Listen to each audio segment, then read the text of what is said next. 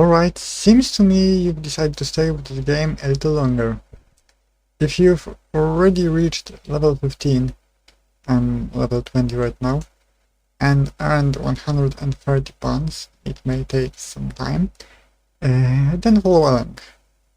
In this tutorial I will show you how to buy your first home, how to buy your first field, and which kind of field to choose. Let's get going. So on top bar you can see this key icon. Let's click it, and if you click it you'll see my properties.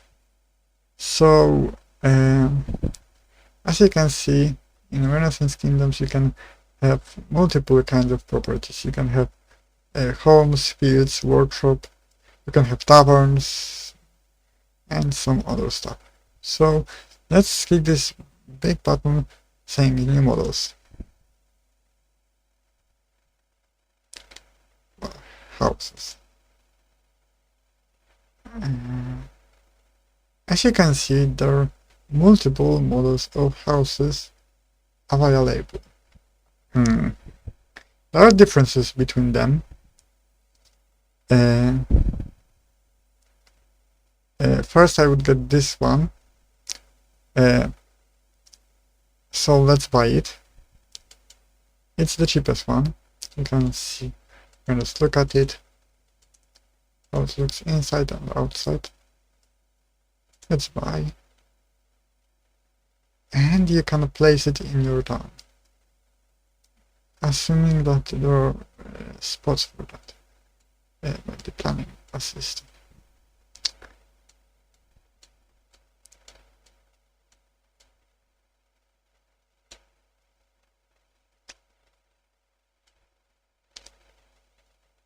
Well, let's say that I like this spot. Okay, so my home is placed and I can see it. I can access it here. I could end talking about houses right now, but I will tell you a few things. There are some unavailable houses. They are bigger. How to get to them? So basically, in order to be able to buy them, you will need a certain level of prosperity. You can see this here, how many prosperity points you have. And you get them for furnishing your home. If you look at the market, maybe you will find something that can improve that market. And well, furnishings, you can see rustic carpet, prosperity plus 2. This means that it would add 2 prosperity points of place, and there's a copy limit of 4. You can't have more than 4 in your house, or those additional ones won't give you any prosperity. And one more thing is that if you ever get a house that has 2 or 3 rooms, keep in mind that one of them will be reserved for your workshop, and you won't be able to furnish this room even if you don't have a workshop. By the way, if you have a house, you can put things in its inventory. As you can see, you can transfer some stuff there. You can also take it out. Here you can access your house's inventory. So, yes. But keep in mind that if you ever move to a different town, you will lose everything that you have in your house, except stuff that is placed inside, used for furnishing it. So yes, you can also later buy some flats or that stuff in capitals of duchies. Those can also be used for storing things. Alright, so you got your house, and now the time has come for your field. Okay, my properties, and I can now buy my field. Without a house here, can't do that. And yes, purchase. And here you can decide what kind of field you want. There are 6 basic types of fields. There are 3 kinds of crops, as you can see: wheat, corn, and vegetables, and 3 animal farms: cows, sheep, and pigs. There are also some special fields. I won't talk about them as they're only available in certain areas. So what to choose? If you're a beginner, I don't recommend pigs. Animal farms are much more expensive to maintain. You just need to buy those pigs. There's nothing around that. And also a bit harder. So it's better to learn the game starting with a crop field. So what's the difference between wheat and corn? If you mostly care about feeding your character, or later you want to have pigs, corn is better. It can be directly eaten or fed to pigs. On the other hand, wheat can't be directly eaten. It must go to a miller, then flour needs to go to the baker. If you wanna be a miller yourself, I would recommend a wheat field. If you're still unsure, feel free to ask your mayor for help, cause you know, they know better what's really needed in this area. I will go with corn for now. So yes, and that's because I want to have pigs later. So I have my field here, and as you can see, it's stage 1 out of 7. Each crop field has its own fixed cycle, and I will walk you through all of this. For corn, first stage is ploughing and sowing. To do that, you need a bag of corn in your property, so let's buy one.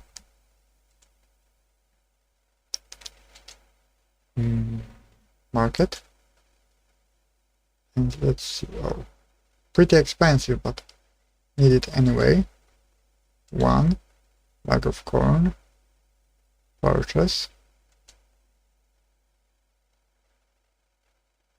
And yes, I have a bag of corn. Now I need to put it in my property. Yes. So now I can do the work. So the first stage, you can do the work. There are 2 options. You can either work yourself or hire.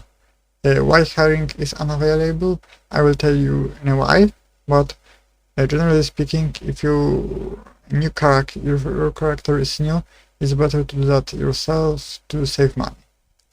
Let's work, and as you can see, it will take 100 energy and 10 hours.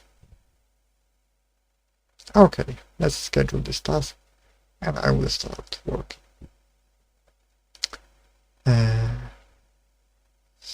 So if you want to hire someone, you will need a certain skill.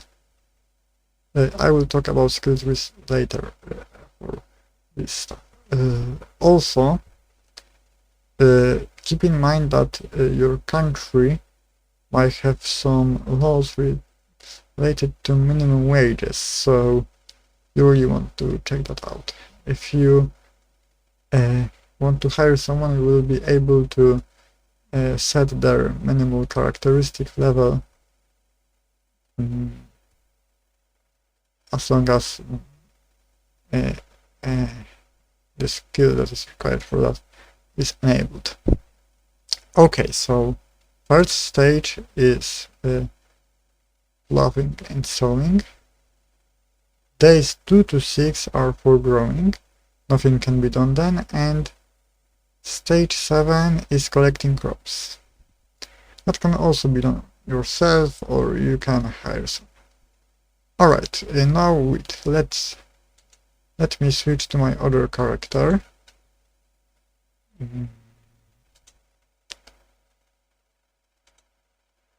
This is my main character.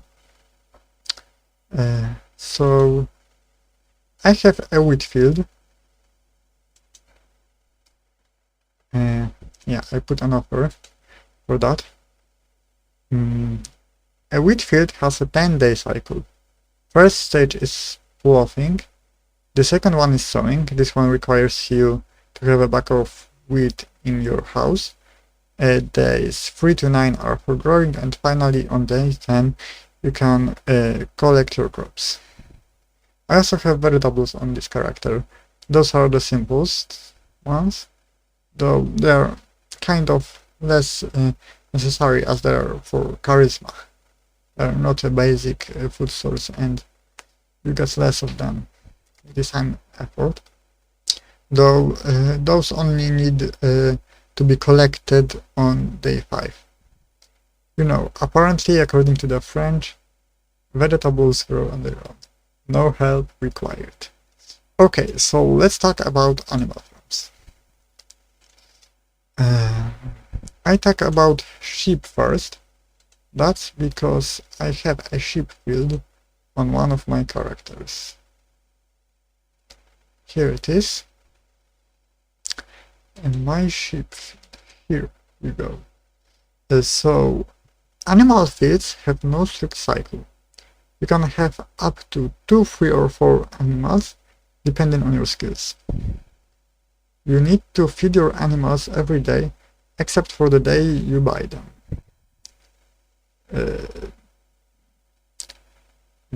Animals have a certain chance of getting more weight each time you feed them.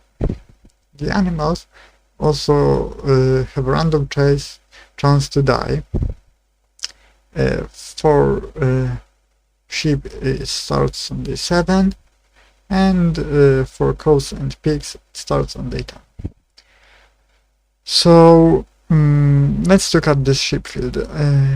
I can see my sheep here, and below I can see wool growth. Wool grows for 4 days. If you click on a sheep, you can see that you can slaughter it or feed it. In case of sheep, if you slaughter them, you get hides. Feeding is free. Generally, there are 2 good ways of farming sheep. If you mostly care about wool, buy all at once, and you can get the wool each 4 days. On the other hand, if you want hides, it's better to buy 1 sheep per day. I did something kinda bad here. That's because a few days ago my character was completely broke, and so I had money for 2 sheep. Then after a few days I had money for other 2 sheep. Sheep fields are good if you are a weaver. This character is actually a weaver, so yeah. By the way, you need to buy your sheep. 1 sheep costs 35 pounds.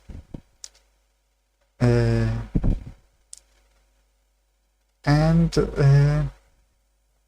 if you can't get your animals, there is this possibility, then you need to contact your county's sheriff, which can be seen in the bailiwick. a council room, and you can see who is the sheriff. Okay, now let me talk about other animal feeds. I don't have those, but happily I got screenshots.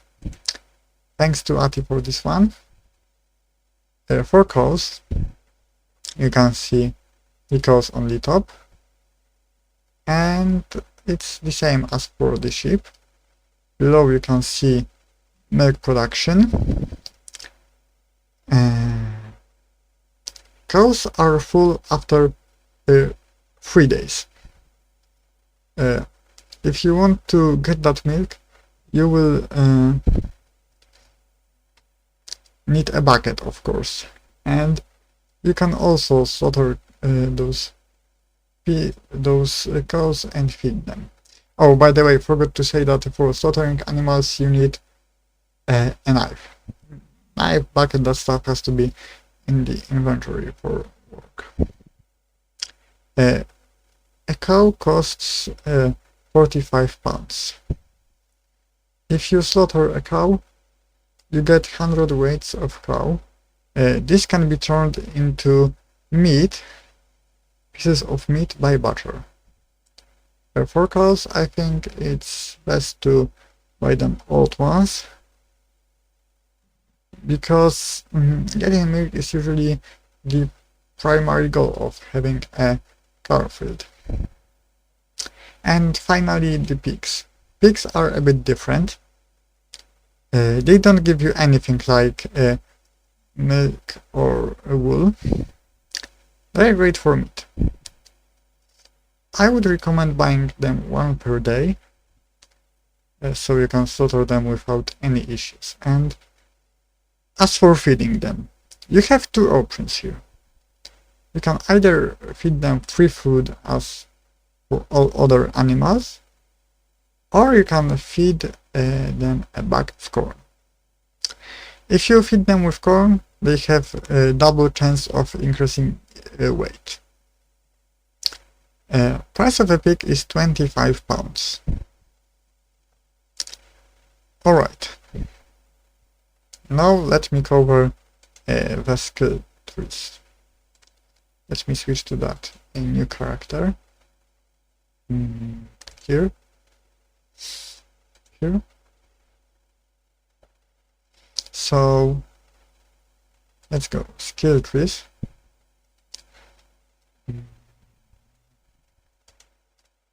Alright. You can see that two new trees are enabled. First one, politics. I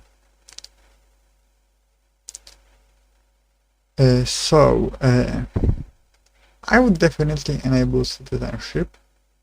It lets you join the town militia to defend the town, and also it lets you observe the elections. It doesn't let you vote though. Here are the skills required for voting. For voting in the town, in the county, in the royal elections, and here are the skills required to be a candidate. I wouldn't bother with those right now, as there are more important things to do. Later you can enable them, but only the ones you need. So if you plan to be a mayor, yeah, get this one. If you want to be in the council, yeah, get this one. But if you don't want to be there, it's not in your plans, then you can just stop on the voter ones. And well, voter, I mean, kinda optional. I think that king, it depends on the area, but generally king is more of a roleplay role. I would focus on farming, agriculture. The first skill you need is agricultural employer. It's required to enable any other skills. Now let's see the other ones. Let's look here. On the right you can see general farming skills. First one lets you require minimum characteristics when hiring for a field. And this one lets you buy the second field. I would enable this one only if you're actually planning to buy one, not randomly. I will buy one someday. That's wasting points. And this one when you start hiring people, if you ever do that. Then let's look at the left.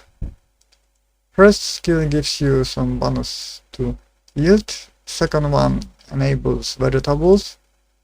Third one gives you a small chance of doubling your harvest.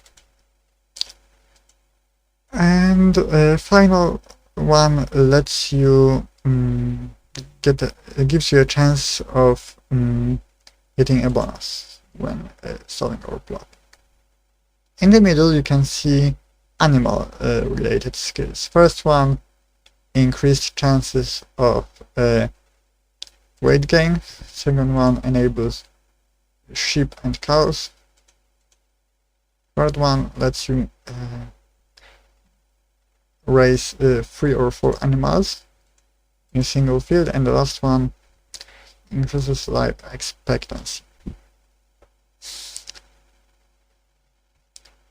If I were you, I would invest in the first skill here on the left. Yeah, I can enable it as well. No problem. Then I would save the rest of the points for workshop related skills later. You'll need 10 to 30 points depending on your profession that you choose later for that tree, and 5 to 15 of those points should be invested immediately, at least in my opinion. That's because your workshop is often your main source of income. However, later when you have spare points, the way you wanna go depends on what you want to farm. If you want to have a second crop farm, just enable the whole crop side of the tree.